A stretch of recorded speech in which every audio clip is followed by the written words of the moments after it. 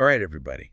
Ready to dive into something really fascinating? Always ready. Okay, good. Yeah. Because we're talking about the Philosopher's Stone today. Yeah. You know that legendary substance people have been whispering about for centuries? Oh, yeah. We asked you to send us some sources, Yeah. and wow, did you deliver. Some fascinating stuff. Incredible hypnosis session transcripts about this mythical object. And Really interesting stuff. let me tell you, things get really intriguing. Definitely. We're going to look at this idea of the Philosopher's Stone, and we're going to see what these hypnosis subjects reveal. Exactly. Like, is it just a story? Right. Or could there be some hidden truth behind all these legends? Could be. What's so wild is even under hypnosis, people have totally different ideas about what this Philosopher's Stone is. Yeah, and those differences are where things start to get really interesting. Right. Like, for instance, we have one of the subjects, Tamara. Yeah. She sees the Philosopher's Stone as an actual, like, tangible object. Yeah, she described it as this crystal, almost like a powerful energy source, passed down from a lost civilization like Atlantis. Oh, wow. That connection to Atlantis is significant. Right. It speaks to this idea of, like, hidden knowledge, Yeah. maybe even advanced technology that's been lost to time. Right. We see that theme echoed in myths and legends across cultures. Yeah. It's like this universal yearning for a source of, like, ultimate power or wisdom. Absolutely. Like the Philosopher's Stone kind of represents that yearning. Yeah. That desire for something beyond what we currently understand. Totally. But then we have Valeria Yes. speaking through the hypnotist Calogero Grafasi, Right. who throws this, like, healthy dose of skepticism into the mix. Yes, she does.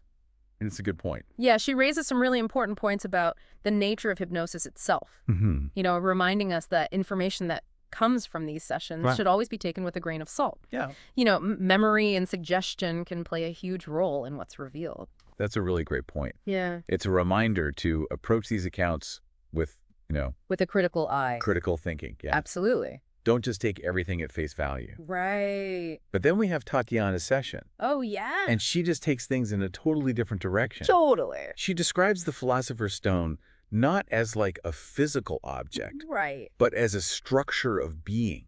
Mm. It's not about possessing something. Yeah. It's about understanding something fundamental about the universe Yeah.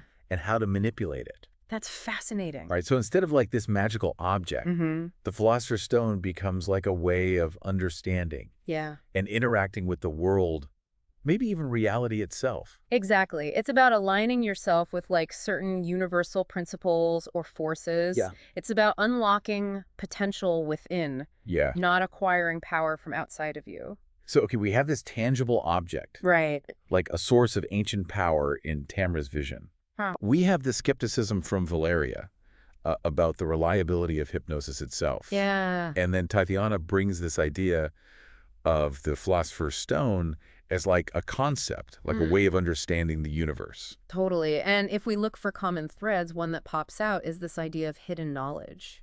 Whether it's passed down through secret societies or encoded within our very being, Yeah. there's this suggestion that the key to transformation lies in accessing something that's been concealed or lost. It's like we're all on this quest for this hidden knowledge, even if we don't realize it. Right. And that quest might lead us to the most unexpected places, For sure. like the depths of our own subconscious. Exactly. And that's what makes exploring these hypnosis sessions so fascinating. They Yeah. offer us these glimpses into the subconscious mind where Yeah. perhaps some of these ancient secrets are still whispered. Absolutely. It's amazing. Really is. Like, we're all carrying pieces of this puzzle inside us, and hypnosis lets us see these pieces. So if the Philosopher's Stone isn't like a real object, then who or what holds this transformative knowledge? Well, Tamra's session offers some interesting insights. Okay.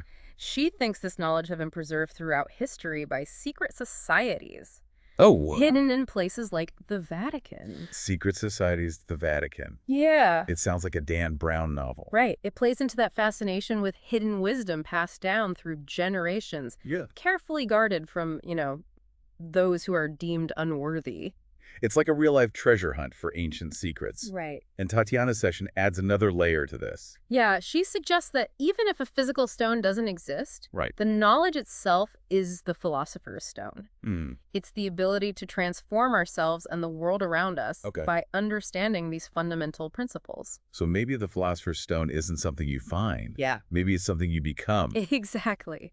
And that ties back to the original goals of alchemy. Right. It wasn't just about turning lead into gold. It was about achieving spiritual and personal transformation. Yeah. Even immortality. So the Philosopher's Stone becomes like a symbol for this ultimate power of transformation. Yeah. It's like human desire to improve ourselves, transcend limitations, maybe even cheat death. Right. And Tatiana takes it even a step further. Okay. She describes two crucial components of this transformation process. Okay. Red and silver mercury. Now she's not talking about like real mercury, is she? Right. She's using these substances metaphorically to represent something deeper. Right. Alchemy was full of symbolism. So what do these mercuries represent? Well, she describes red mercury as a conductor of spirit, Okay. while silver mercury acts as a fixer. So it's like a two-part process. Yeah. Red mercury brings in the energy for transformation. Right. And silver mercury like makes it integrates it into our being. That's a great way to put it. It suggests a balance between the spiritual and the material. Yeah. The need to ground that transformative energy in the physical world. Right, to make it last. Okay, I'm starting to see the bigger picture here. Good. But how does this connect back to the idea of us being the Philosopher's Stone? Well, Tatiana makes this bold statement. Okay. She says, "We are the Philosopher's Stone." Wow. She believes the potential for transformation is within each of us. Okay. And these mercuries might represent processes or energies that are already happening in our bodies and minds. Wait, so we have these alchemical components inside us? That's what she's suggesting. That's wild. It's a powerful idea. Yeah. It means we don't need to look for some external object or power. Right. The ingredients for transformation are already here.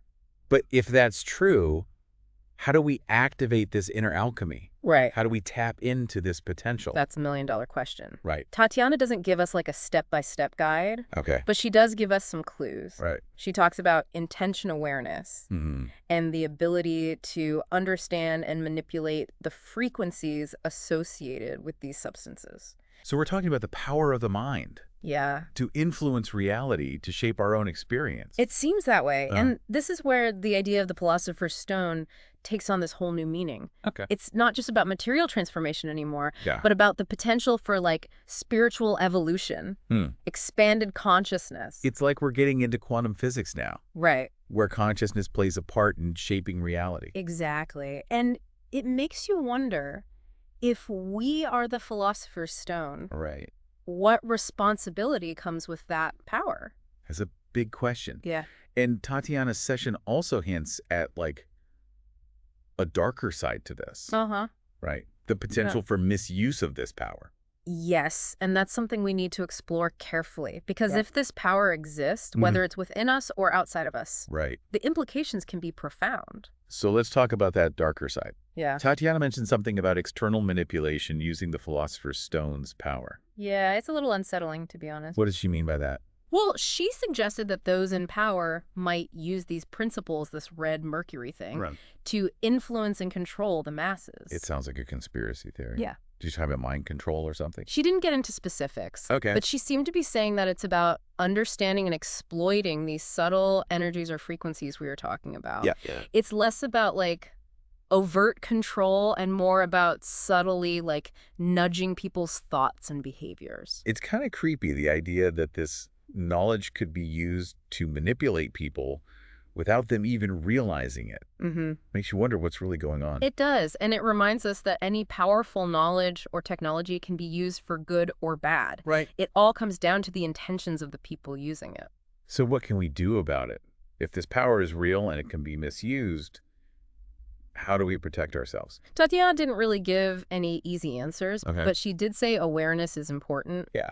The more we understand about these principles, Right. the less likely we are to be manipulated. It's about being aware of the energies and influences around us. So knowledge is power even here. Absolutely. By understanding the Philosopher's Stone. Right. Whether it's an actual object or a concept, Yeah. we can navigate these complicated ideas. Exactly. It's about becoming alchemists in our own lives, transforming not just ourselves, but the world around us with awareness and intention.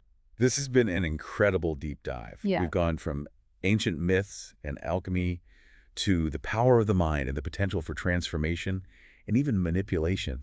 Yeah. What a trip. It really has, and it leaves us with some important questions. If we are the Philosopher's Stone, like Tatiana says, what responsibility comes with that power? Right. How can we use it wisely, not just for ourselves, but for everyone? What resonates most with you about the Philosopher's Stone? What would you want to explore further? This conversation goes beyond just this deep dive. It's something for all of us to think about as we continue on our own journeys of self-discovery and understanding. For sure. The search for the Philosopher's Stone is a search for knowledge, for transformation, and ultimately for our true potential. That's a journey worth taking. Thanks for joining us on this incredible exploration of the Philosopher's Stone. Until next time, keep searching, keep questioning, and keep transforming.